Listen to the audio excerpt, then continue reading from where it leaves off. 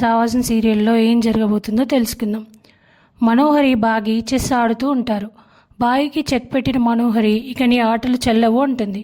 అప్పుడే అమర్ వచ్చి బాగిని చెస్లో గెలిపిస్తాడు. దీంతో పిల్లలందరూ హ్యాపీగా గెంతులేస్తారు. కానీ అంజు మాత్రం డాడీ వచ్చి గెలిపించారు, మీరు మరీ సంబరపడకండి అంటుంది.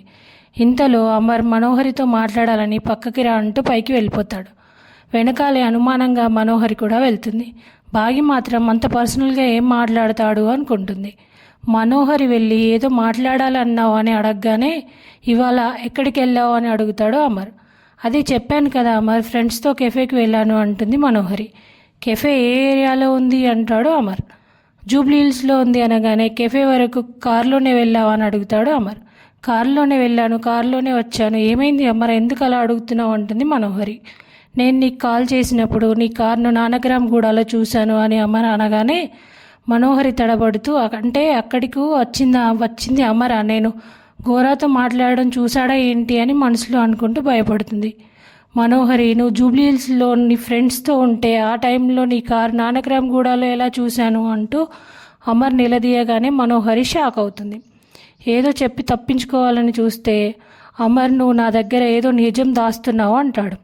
నాకు కావాల్సింది నీ మౌనం కాదు మనోహరి, నీ సమాధానం అంటూ అమర్ గట్టిగా అడగగానే ఇల్లు చూడ్డానికి వెళ్ళానని అది నీకు చెబితే ఒప్పుకోవని అబద్ధం చెప్పానని మరో నాటకం ఆడుతుంది.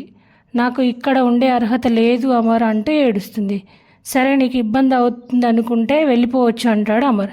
దీంతో మనోహరి ఏడుస్తూ థ్యాంక్ యూ అమర్, సరే అని వెళ్ళిపోతాడు అమర్. బాగి అంత సీరియస్గా ఏం మాట్లాడతారు అనుకుని రాథోడ్ను అడుగుతుంది. రాథోడ్ బాగికి జరిగింది మొత్తం చెప్పేస్తాడు. చెట్టు చాటు నుంచి రాథోడ్ మాటలు విన్న అరుంధతి పౌర్ణమి రోజు మనోహర్ని ఎలాగైనా ఇంట్లో నుంచి పంపించేయాలని అనుకుంటుంది.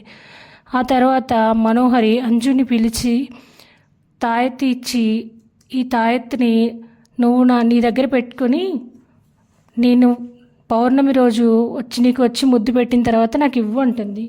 అంజుని కాకా పెట్టాలనుకున్న మనోహరి చిన్నప్పుడు నిన్ను చూస్తుంటే చిన్నప్పుడు నన్ను నేను చూసుకున్నట్టుగా ఉంది, చాలా ముచ్చటగా ఉంటుంది తెలుసా అంటుంది మనోహరి.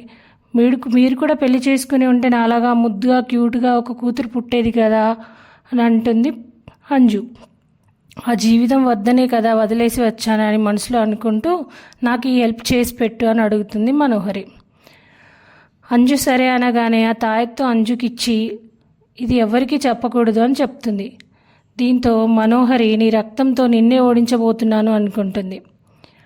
తర్వాత అరవింద్ లొకేషన్ ట్రేస్ చేసి పట్టుకున్నామని అమర్ పై అధికారి ఫోన్ చేసి చెప్తాడు. అమర్ తప్పించుకున్నాడని, వాడి అనుచరుడు దొరికాడని, అరవింద్ ఇంకా దొరకడేమోనని అంటాడు. దీంతో నేను నా వైఫ్ ఎలాంటి సెక్యూరిటీ లేకుండా బయటకు వెళ్తాము, అప్పుడు వాడు మా కోసం వస్తాడు, అప్పుడు వాడిని పట్టుకుందామని చెప్తాడు అమర్. పౌర్ణమి రోజు మనోహరి శరీరంలోకి అరుంధతి ఆత్మ ప్రవేశిస్తుందా, పౌర్ణమి రోజు మనోహరి చేసిన ప్లాన్ వర్కౌట్ అవుతుందా అనే విషయాలు తెలుసుకోవాలంటే రేపు మన ఛానల్లో పోస్ట్ చేసే వీడియో చూసేయండి.